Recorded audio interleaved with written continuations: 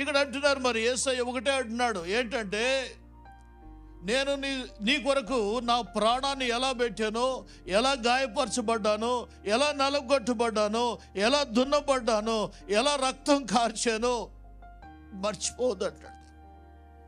నా ప్రేమను నువ్వు మర్చిపోవద్దంటాడు. ఈ లోకంలో ఏదైనా విలువైంది నీకు ఉందంటే దేవాది దేవుడు నీ కొరకై మహిమను తండ్రిని సింహాసనాన్ని విడిచిపెట్టుకుని వచ్చి శిలువ మీద ఎలా మరణించాడో అంతకంటే విలువైనది ఈ లోకంలో నీకు ఇంకొకటి లేదు. ఏ మానవుడైనా దేవుని శక్తిని చూడాలి, దేవుని ప్రేమను చూడాలంటే శిలువ యొద్దకు వస్తేనే.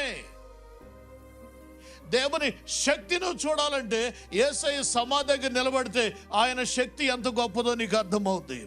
దేవుని ప్రేమను చూడాలి, లేక దేవుణ్ణి కలుసుకోవాలి, లేక దేవుడు నీకు దొరకాలి అంటే శిలువ యొద్దకు రావాలి.